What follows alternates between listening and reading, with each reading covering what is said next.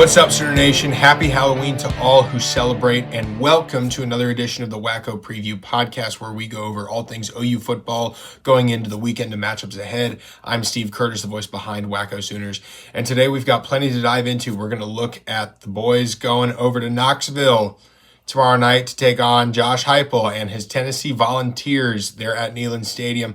And of course, as always, we will also break down my picks for every SEC matchup this weekend. We're going to break it all down right here on Wacko Sooners. Be sure to like, comment, and subscribe. Make sure to hit that bell button so you never miss an episode. Also, go follow us on all of our socials, Instagram, TikTok, and Twitter X, all at Wacko Sooners, for live news updates, game highlights, and of course, a few memes and reels to keep it lighthearted and fun, like we like it here in Sooner Nation. So go hit those follows so you're always in the Wacko loop. All right, so game preview. We're going to play the Vols. Volunteers, oh yeah. Our boys from the Alamo, Davy Crockett, you bet. But yeah, this should be a good matchup, honestly. It should be a really fun watch because we've got Joey Aguilar and Josh Heupel, a match made in heaven, quarterback to play caller. They're doing really great right now. Joey Aguilar is leading the SEC in passing yards. He's got 2,344 yards, so 2,344 yards. He's 166 for 252, so about 61.4 completion, 18 touchdowns passing, 6 interceptions. One that was kind of boneheaded against Alabama. The other four or five of the remainder, which is most of them, honestly, most or all of the others, were drop passes or receivers fell down, things like that. Not really Joey's fault. As for his rushing stats, he's got 37 carries for 91 yards, so 2.5 yards a carry and 2 rushing touchdowns. That's not something I think the boys need to be worried about going into Neyland tomorrow.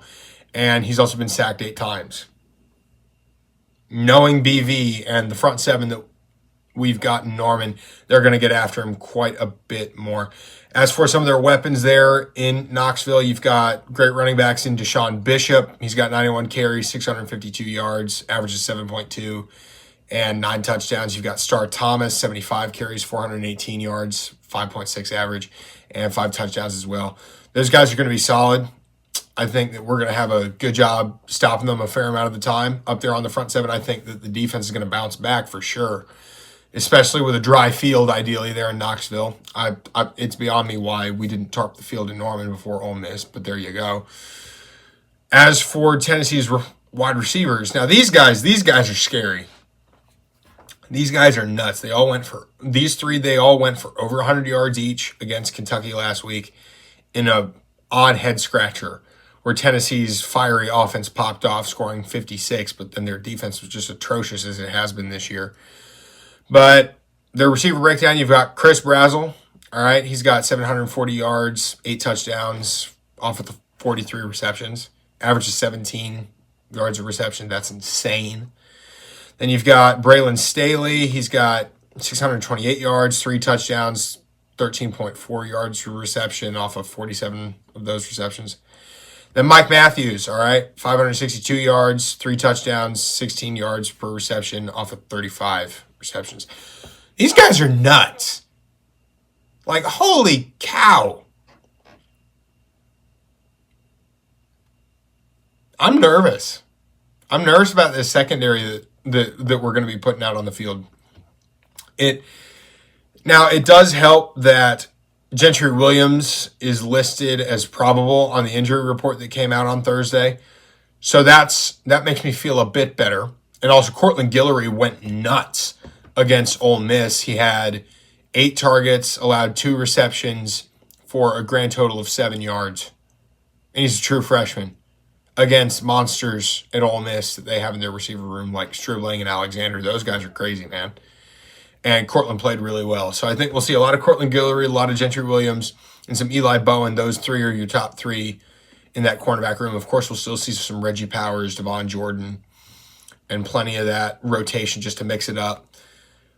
But Tennessee's going to get a couple big plays here and there, no doubt about it. As for Tennessee's the breakdown on both sides of the ball, especially on the rush, their rushing defense is ranked 54th, all right, out of 134, so they're kind of middle of the pack. And their rushing offense is 35th in the nation. Now, luckily, our rushing defense at Oklahoma is 6th nationally. And we dropped from number 3 down to 6 after the Ole Miss performance last week, because I still say the muddy field had a lot to do with that.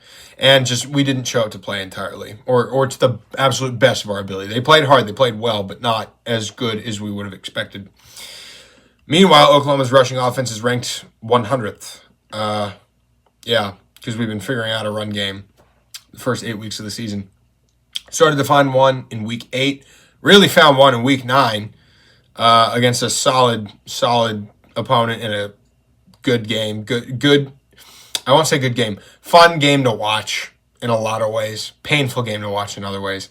But you had Tory Blaylock go for over 100 yards against South Carolina. Then the very next week, Xavier Robinson goes for over 100 against another SEC team. These are your guys. And yes, we have the 100th ranked rushing offense in the nation. But we have Xavier Robinson.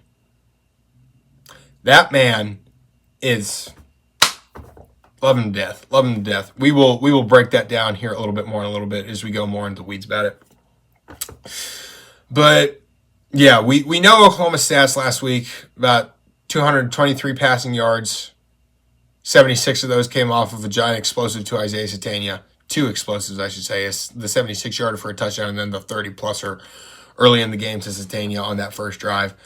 So that's almost half of your passing offense right there in 2 plays. That's not going to cut it.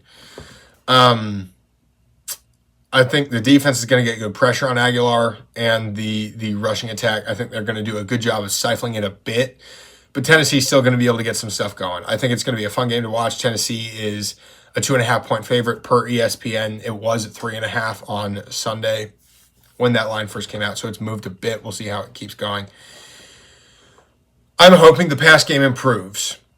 Not Tennessee's, Oklahoma's. Oklahoma's pass game needs to improve. Mateer needs to see the field better. I think that he's got to slow it down. He's got to improve his accuracy. He's got to get out of his own way a little bit. Because right now the offense is living and dying by John Mateer. And that's not going to cut it.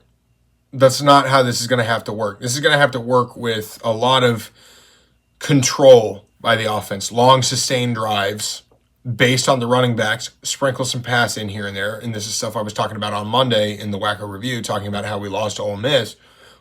Probably should have tried to own the game more.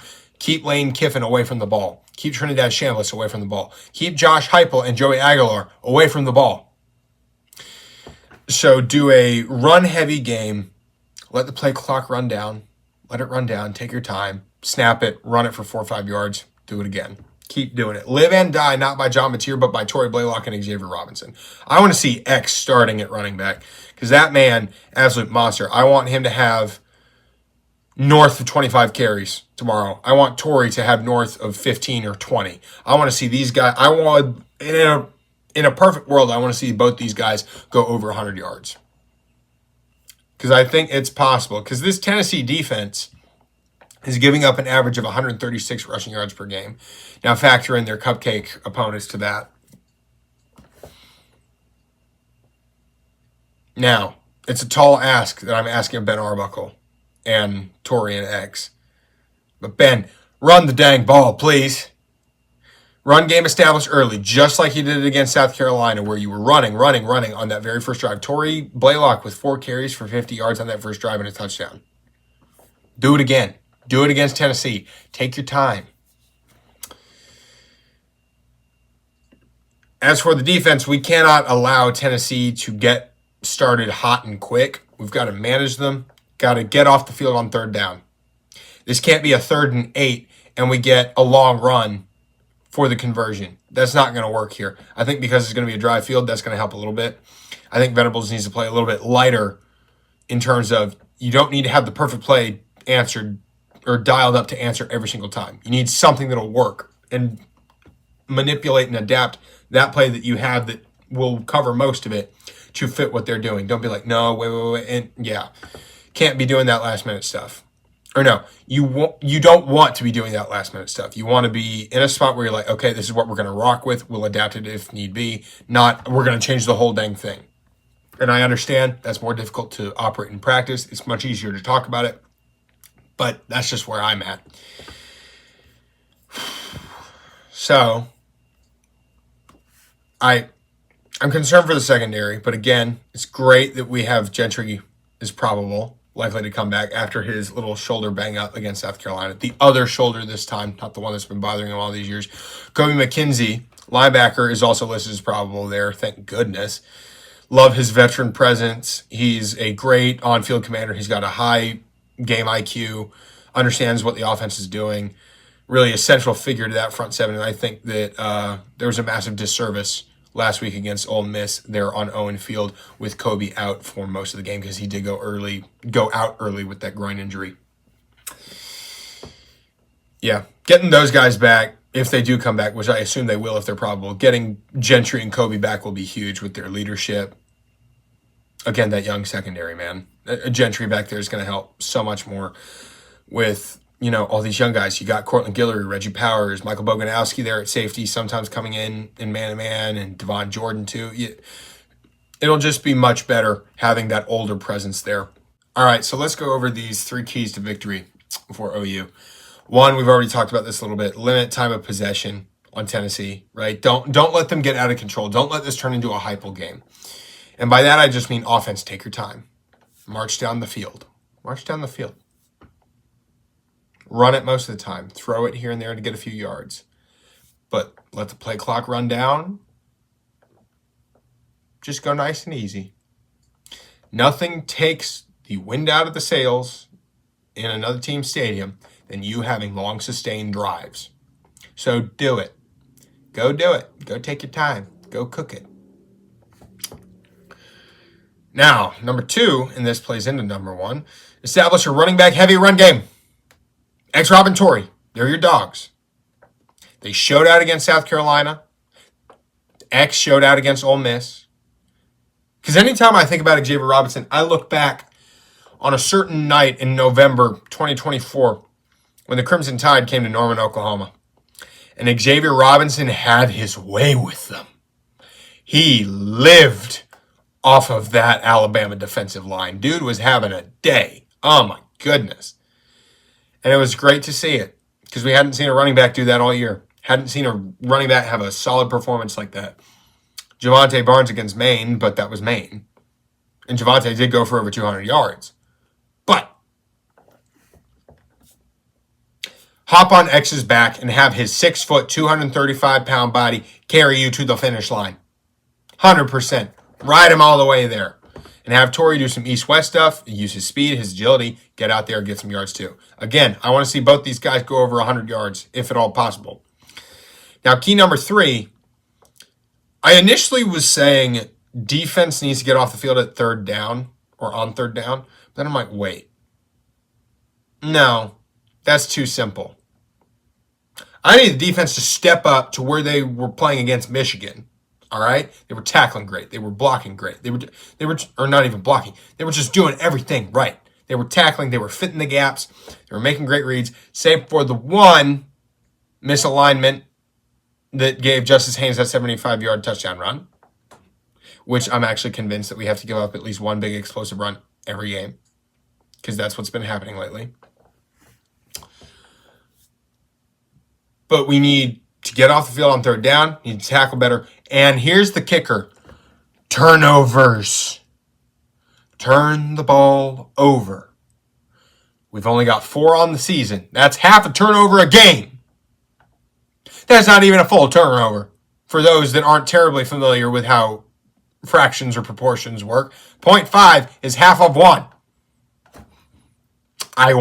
We need more turnovers. I swear. We need them. And Joey Aguilar is a gunslinger. You might be able to bait him into some stuff and get something.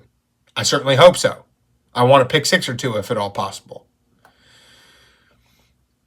And you think that we as fans want turnovers? Imagine how Brent's feeling right now. Over on the sidelines, and I've used this analogy before, he's the expectant father in the waiting room while the mother-to-be is in the delivery room and she's kicked him out. And he's just sitting in there waiting. Is it a boy? Is it a girl? Is it a pick? Is it a fumble? Is it a pick? Is it a fumble? Is it a turnover on downs? Got one of those against Ole Miss, but that doesn't really count. Or it counts, but it's not a turnover when we conventionally think of, turnovers. But yeah, limit possessions for Tennessee. Take your time on offense, march down the field. Use the running game to do that, especially Xavier, Robinson, and Tory Blaylock to do that. And then defense, just step it up. Tackle, get off the field on third down, create some turnovers, make some plays. Those are my 3 keys to Oklahoma's victory tomorrow night.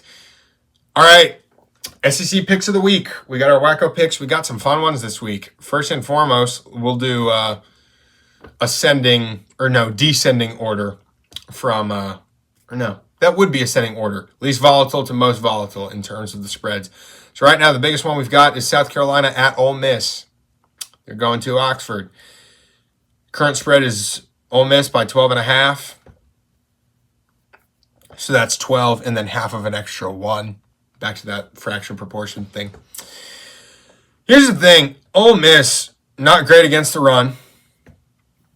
They live off explosives. Trinidad Chambliss is that dude. Hate to say it, especially after last week. Pains me to say. We made him look pretty good. Our defense made him look pretty good. And, South Carolina did give Alabama a scare last week. No idea how that happened, given how bad they looked against Oklahoma on both sides of the ball. Or not even both sides of the ball. Offense looked pretty bad. The defense had some good stops here and there, but we weren't trying to kill them on offense either. Or our offense was not trying to kill their defense.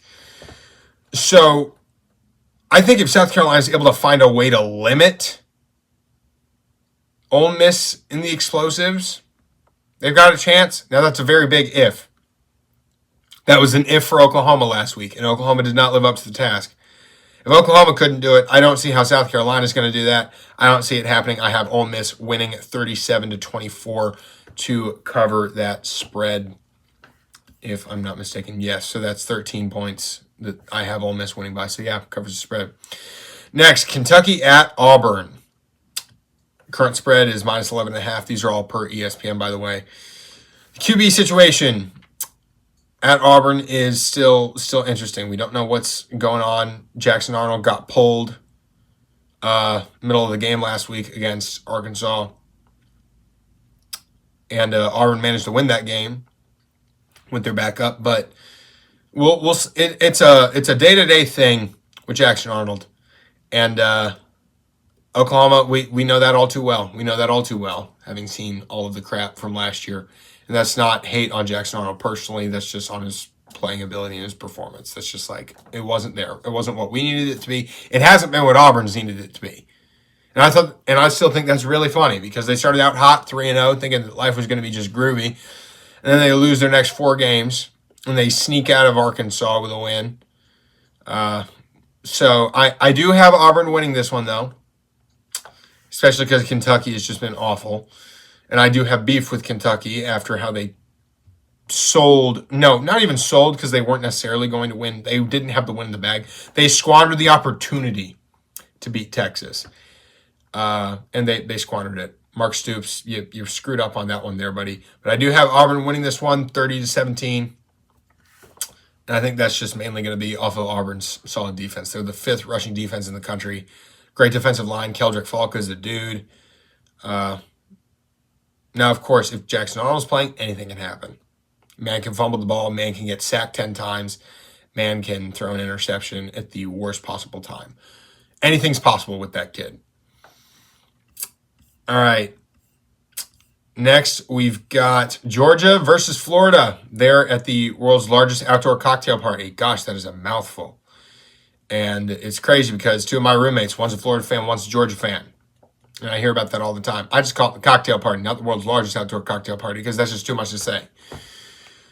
You can say just plain old cocktail party and people get what you're saying. Anyways, I digress. But the current spread is Georgia by 7.5. I'll be interested to see how this one goes because you've got Billy Gonzalez, the Florida wide receivers coach, coming in as the interim head coach with the firing of Billy Napier 2 weeks ago. And from what I've been told, Florida's kind of high on this guy because remember, he's been there with Urban Meyer, Coach Percy Harvin. He's been a part of some great stuff at Florida in the last 20-plus years, 30 almost, actually. I believe he was part of Florida when Steve Spurrier and Bob Stoops went and won that natty there in the 90s. So he's familiar with the whole process of it. He's old. He's probably old school Florida culture, which I think all the Gator fans are really excited about. But also, Gators have nothing to lose right now. Their head coach is gone. Their playoff hopes gone. They're going to have a lot of changes next year. Probably a lot of guys transferring out. Probably a lot of guys transferring in. New staff. Odds are anyways, unless Billy Gonzalez balls out. And, I mean, I still think that Florida's going to go after Lane Kiffin over keeping Billy Gonzalez at head coach. But you never know because of how volatile college football has become in every aspect of the sport, from recruiting and transfers and coaching and NIL, all that stuff. It's so volatile. Even to just games on Saturday. You never know what's going to happen. So honestly, I think that these guys, the Gators, are going to come out and try chomping. They're going to try and chomp on Uga. They're going to try to eat that little dog right there, man. They're going to have some stuff drawn up. I think Billy G is going to have a nice starting performance as the interim head coach at Florida. Because, these guys have got nothing to lose. So they can go do all the crazy stuff that they want to try and see how it goes. Now, that being said, Kirby Smart and his Georgia Bulldogs have this uncanny ability to cheat death. Because Tennessee, they somehow take the win in overtime because Tennessee missed the field goal. Ole Miss dominated them in the first half.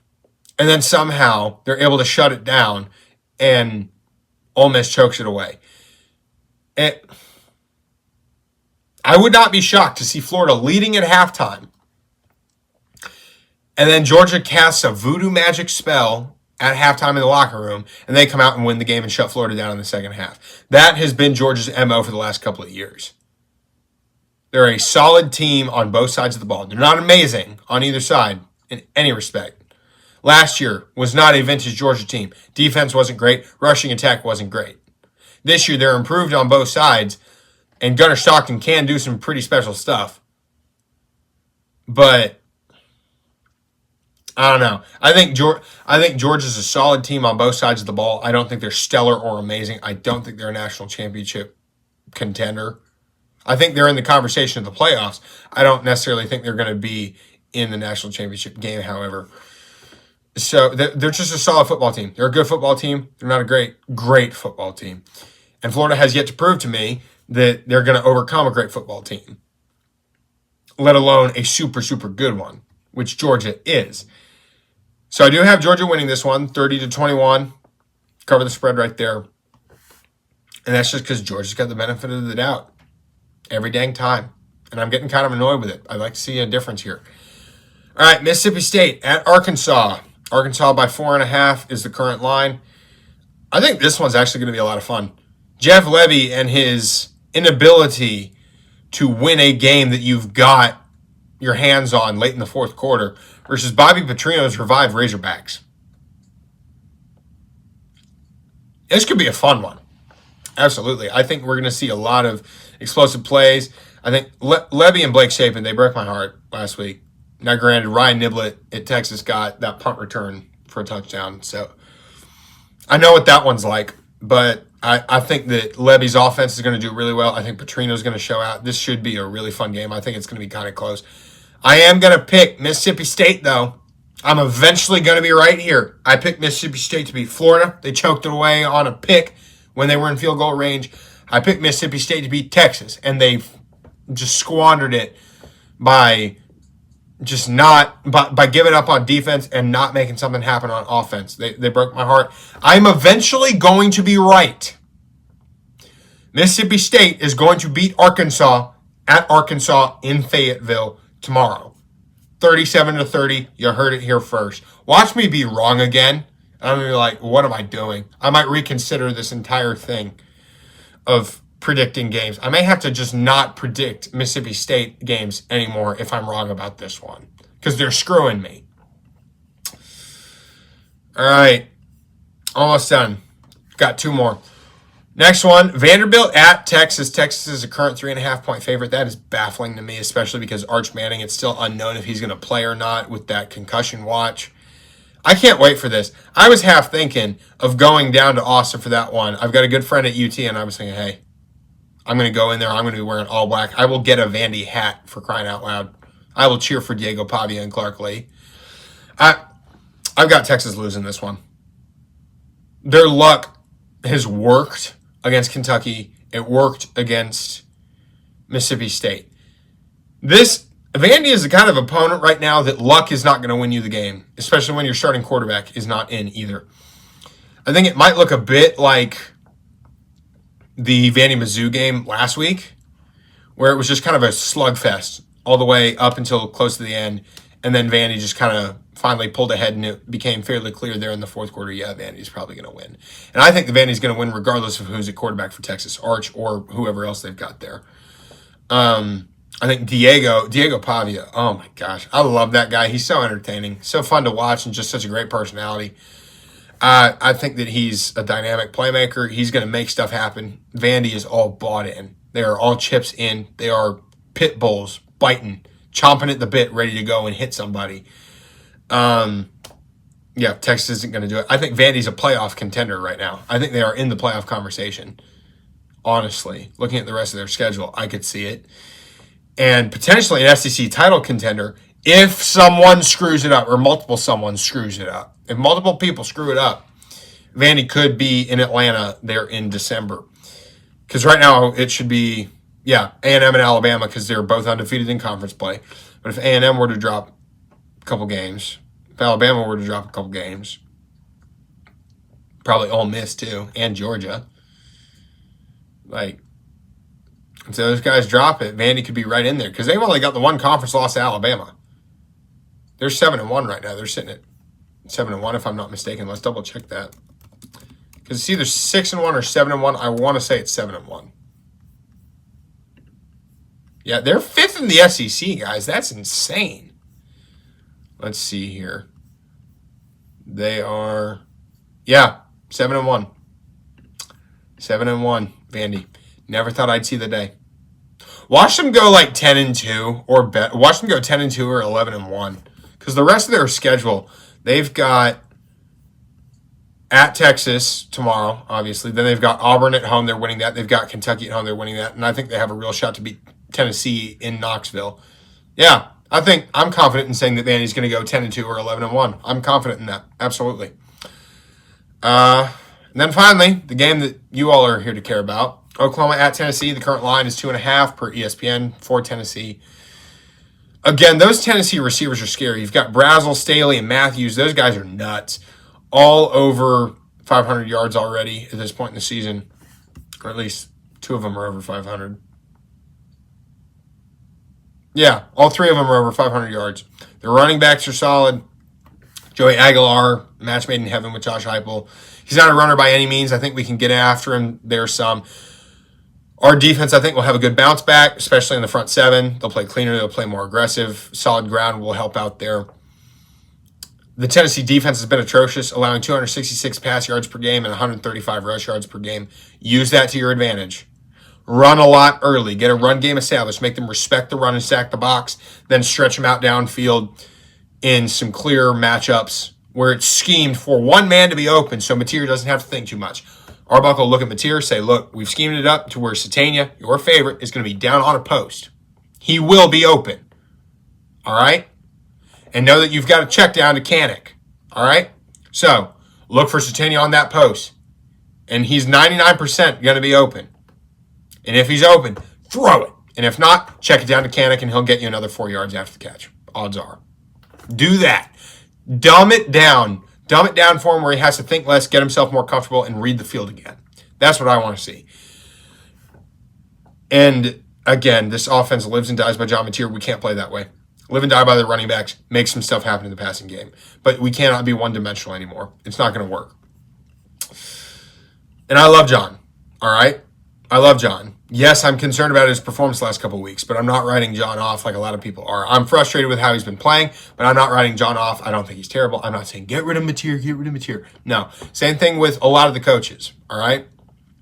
DeMarco Murray, again, he bought himself another week after X's performance against Ole Miss.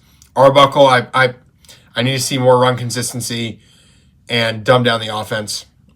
Our offensive line at Oklahoma, I'm a little bit nervous. Yes, it is way ahead of last year's. But Jake Michaela at center got beat a bunch of times last week. Michael Fasucci got beat a bunch of times, and you'd see that it get in his head. He had tons of penalties, false starts, and holding, and it did get to his head later. It's just dependent on how consistent we are at the little things and how we strategize the game overall. But this OU offense has lost my confidence the last couple of weeks. Or not even the last couple of weeks. Against Ole Miss, it really lost my confidence, and the defense didn't play great. I think I have confidence the defense will be just fine. But I need to see it to believe it when it comes to OU's offense. I need to see it to believe it. And at Neyland Stadium in Knoxville, at night, 7:30 Eastern kickoff, 6:30 Central. Pains me to say it, I've got Tennessee winning this one, 24-20. Now, if I'm wrong, hallelujah, praise the Lord. I will be the first to apologize. I will do a handwritten apology, and I will put it up here, and I will read it aloud. I'll even pull a Josh Payton, put on a clown nose if you like, if I'm wrong. But I just need more consistency from the OU offense. And when I see it, I will happily get back on the wagon. But yeah, OU 24-20. So we'll go back through these picks real quick. So we've got South Carolina at Ole Miss. We've got Ole Miss winning 37-24. Kentucky at Auburn. Auburn to win 30-17. Georgia versus Florida there in Jacksonville. I've got Georgia 30-21. Then Mississippi State at Arkansas. We've got Mississippi State 37-30. I will be right one of these times. One of these times, picking Mississippi State, I'm going to be right. Then we've got Vandy at Texas. I've got Vandy 24-17. And then finally, Oklahoma at Tennessee. I've got Tennessee 24-20. Well, Sooner Nation, that's going to wrap it for this edition of the Wacko Preview Podcast, where we go over all things OU football going into the weekend of matchups ahead every Friday, 8 a.m. Central. Be sure to like, comment, and subscribe. Hit that bell button so you never miss an episode. Also, remember you can follow us on all of our socials, Instagram, TikTok, and Twitter X, all at Wacko Sooners for live news updates, game highlights, and of course a few memes and reels to keep it lighthearted and fun. Hopefully, the team gives us lighthearted stuff to feel lighthearted and fun about. Go hit those follows so you're always in the Wacko loop. With that said, Sooner Nation, happy Halloween. Enjoy your trick-or-treating tonight, if that is something you partake in.